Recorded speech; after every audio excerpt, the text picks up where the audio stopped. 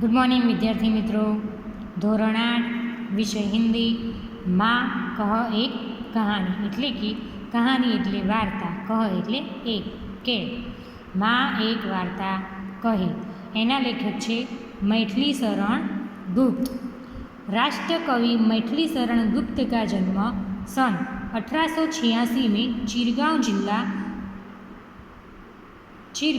जिला झांसी उत्तर प्रदेश में हुआ था. बचपन से ही कविता में उनकी रुचि थी. आचार्य महावीर प्रसाद त्रिवेदी को प्रेरणा से वे खड़ी बोली की और मुड़े और उनकी कविता में निखार आया. उन्होंने अपनी कविताओं में भारतीय जीवन को समग्रता से समझने एवं प्रस्तुत करने का प्रयास किया है. खड़ी बोली हिंदी के आरंभिक अन्यायकों में से एक थे. साकिल गुप्त जी द्वारा लिखित महाकाव्य है. इसके अतिरिक्त यशोधरा, पंचवटी, भारत भारती तथा जयद्रथ वध आदि इनकी मुख्य काव्य कृतियाँ हैं. उनकी मृत्यु सन 1964 में हुई. मानने वाले से बचाने वाला बड़ा होता है, यह युक्ति चरितार्थ हुई है. गौतम बुद्ध के जीवन से संवाद शैली की इस कविता में गौतम बुद्ध के बचपन की एक घटना का उल्लेख है, जिसमें उनका पुत्र राहुल माँ यशोधरा से राजकुमार सिद्धार्थ की उसी कहानी की दोहराने का आग्रह करता है, जिससे उपयुक्त युक्ति परिभाषित होती है. એટલે કે આ કહાનીમાં સિદ્ધાર્થ, યશોધરા, ગૌતમ બુદ્ધ એની કહાની છે. જોઈશું આપણે માં કહ એક કહાની. માં એક વાર્તા કહે. બેટા સમજ લિયા ક્યા તૂને મુझको अपनी નાની. એટલે કે જે રાહુલ છે એ યશોધરાને કહે છે કે માં એક વાર્તા કે. યશોધરા કહે છે કે બેટા તે મને તારી નાની સમજી લીધી છે કે શું? कहती है मुझसे यह चेटी तू मेरी नानी की बेटी. कहमा एक लेटी ही लेटी राजा था या रानी.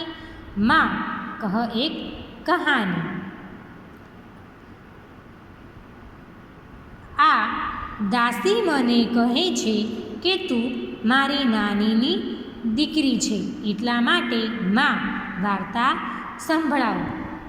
સૂતા સૂતા જ સંભળાવો. એક રાજા હતો, એક રાણી. તું હે હઠી માંધન મેરે સુન ઉફન में बड़े सवेरे तात भ्रमण करते थे तेरे जहाँ सुरभि मन माने. એટલે કે માં, દીકરા તું ખૂબ હઠીલો છે, ભલે સાંભળ. એક દિવસ વહેલી સવારે તારા પિતા બગીચામાં ફરી રહ્યા હતા. વાતાવરણમાં મનગમતી સુગંધ ફેલાયેલી હતી. ત્યાં હા માં એ જ વાર્તા કહે. જहाँ સુરભી મન માની. હા માં યહીં કહાની. એટલે કે ત્યાં મનગમતી સુગંધ ફેલાયેલી હતી. હા માં એ જ વાર્તા કહે.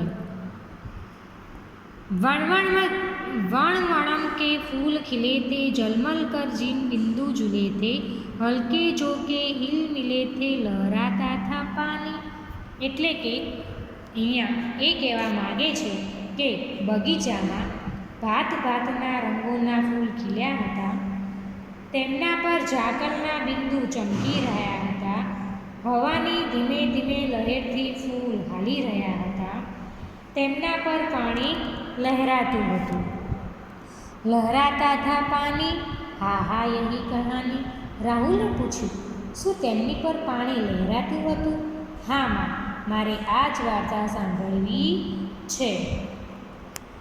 गाते थे खग कलगल स्वर से सहसा एक हंस ऊपर से गिरा बिंदु होकर खग सर से हुई पक्ष की हानि. पक्षी मधुर स्वરમાં ગાઈ રહ્યા હતા. અચાનક એક હંસ ઉપરથી નીચે પડ્યો. તે પક્ષી બાણથી વિંધાઈ ગયું હતું. તેની એક પાંખ ઘાયલ થઈ ગઈ હતી. हुए पक्षी की हानि करुणा भरी कहानी। દુઃખી થઈને રાહુલે પૂછ્યું, શું પાંખ ઘાયલ થઈ ગઈ હતી? આ તો બહુ જ કરુણ વાર્તા છે। चौक उन्होंने उसे उठाया, नया जन्म सा उसने पाया, इतने में खा किट आया, लक्ष्य सिद्धि का माने। तारा પિતાએ ચીમકીને તેને ઉપાડ્યું, એના સ્પર્શથી પક્ષીએ નવજીવન પ્રાપ્ત કર્યું। તે જ વખતે શિકારી ત્યાં આવી પહોંચ્યો। તેને એ વાતનું અભિમાન હતું કે તેનું નિશાન બરાબર સમજાયું હતું। લક્ષ્ય સિદ્ધિ કા માને કોમલ કઠિન કહાની। શું બરાબર નિશાન સાધનારો અભિમાની? આ તો કોમળ અને કઠોર વાર્તા છે। मांगा उसने आहत पक्षी तेरे तात किंतु थे रक्षी, तब उसने जो था खक पक्षी हट करने की ठानी। શિકારીએ તારા પિતા પાસે ઘાયલ પક્ષી માંગ્યું, પરંતુ તારા પિતાએ પક્ષીનું રક્ષણ કર્યું હતું। ત્યારે પક્ષીઓનું માંસ ખાનાર તે શિકારીએ પક્ષી લેવા માટે હઠ કરી।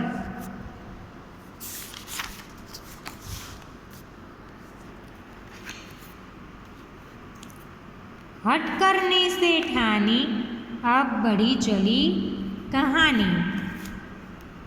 એટલે કે રાહુલે પૂછ્યું, રાહુલ બોલ્યો, તેણે હઠ કરી ત્યારે તો હવે મામલો બહુ વધી ગયો।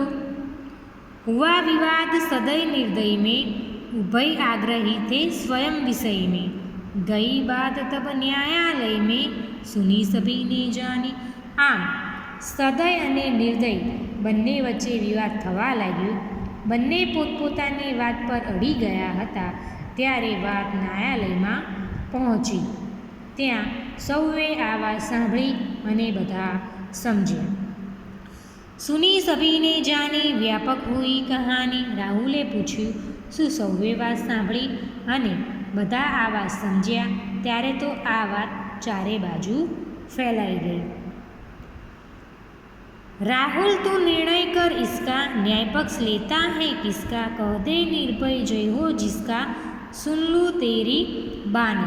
યશોધરા કહે છે, રાહુલ તું આ વિવાદનો નિર્ણય કર અને કહે કે ન્યાય કોનો પક્ષ લેશે। તું નિર્ભય થઈને કહી દે કે આ બાબતમાં વિજય કોનો છે। જરા તારી વાત પણ સાંભળી લો। માँ મેરી ક્યા બાની મેં સુન રહા કહાની। રાહુલ કહે છે, માં હું શું કહું, હું તો ફક્ત વાર્તા સાંભળી રહ્યો છું। કોઈ નિર્ધર પરાત કો મારે તો ક્યો અન્ય ન ઉસે ઉબારે, રક્ષક પર ભક્ષક કો વારે, ન્યાય દયા કા દાની। જો કોઈ નિર્દોષને મારી રહ્યું હોય તો બીજો તેને શા માટે ન બચાવે? ન્યાય તો એ જ છે કે જેમાં દયા હોય અને જે માનનારનો નહીં પણ બચાવનારનો પક્ષ લે છે। न्याय दया का दानी तूने सुनी कहानी। રાહુલે કહ્યું, શું દયા ન્યાય આપે છે?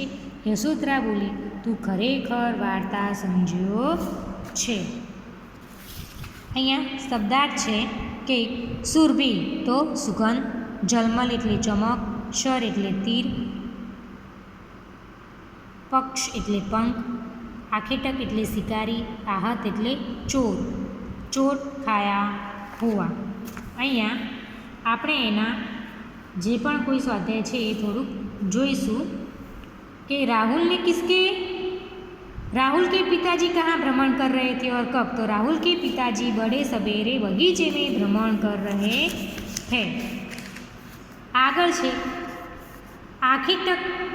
आखेटक ने राहुल के पिताजी से क्या मांगा? तो आखेटक ने राहुल के पिताजी से अपना शिकार मांगा।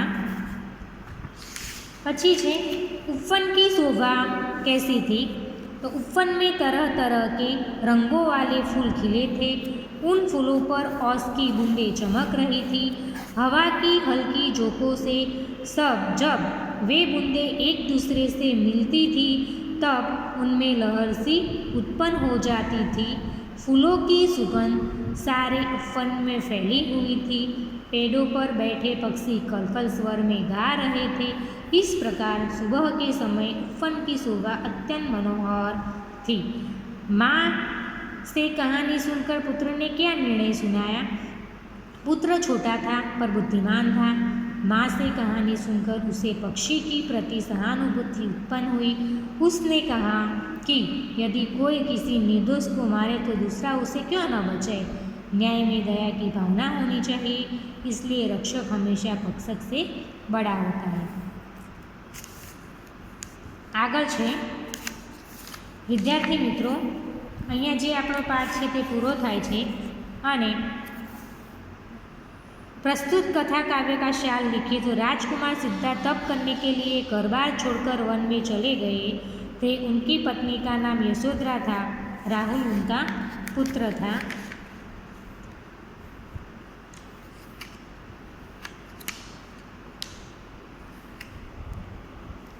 विद्यार्थी मित्रों, अहींया आपणे पाठ पूरो थाय छे। एनुं जे पण कोई होमवर्क छे ए हूँ तमने मोकलुं छुं, जे तमारे हिंदीनी नोटबुकमां लखवानुं રહેશે।